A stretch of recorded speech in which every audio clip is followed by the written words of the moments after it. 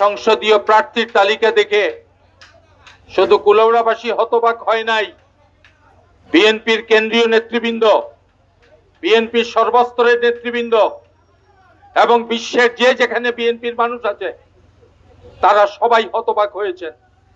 আমাদের নেতা জনাব তারেক রহমান তিনি হতবাক হয়ে গিয়েছেন, এটা কি করে হলো? যারা মানুষের অধিকার প্রতিষ্ঠা করবার জন্য লড়াই করে বিজয়ী রূপ লাভ করে, তাদের উপর দায়িত্ব হচ্ছে সমস্ত কিছুকে সবাইকে কন্ট্রোল করা। বিএনপি নানা সময় বাধাগ্রস্ত হয়েছে, ক্ষতিগ্রস্ত হয়েছে, বিএনপির বিরুদ্ধে ষড়যন্ত্র চলেছে, আমার বিরুদ্ধে ষড়যন্ত্র হয়েছে। আমি স্পষ্ট করে বলেছি বিএনপির যে কেউ বলতে হবে আবেদ রাজা কোন কর্মসূচিতে উপস্থিত ছিল না, বলতে হবে স্পষ্ট করে।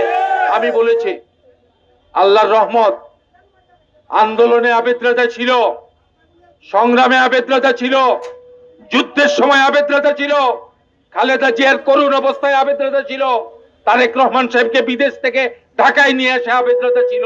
কোথায় ছিল না? আবেদ রাজা যদি সব জায়গায় থাকবে তাইলে সময় মতো এই ত্যাগী মানুষদেরকে কেন মর্যাদা দেয়া হবে না? আবেদ রাজার বিজয় তার ব্যক্তিগত বিজয় নয়, বিএনপির অভ্যন্তরে অন্যায়, অত্যাচার, অবিচার যেখানে যে অবস্থায় হবে আমরা তুলে ধরবো। আমরা চাই বিএনপি যথাযথভাবে চলুক। শহীদ জিয়ার বিএনপি কোন কক্ষযুদ্ধ হতে পারে না, খালেদা জিয়ার বিএনপি কানাগলির পথে হাঁটতে পারে না, তারেক রহমানের বিএনপি অন্ধগলিতে হাঁটতে পারে না। তারা বিজয় অর্জন করবেই করবে বন্ধুগণ।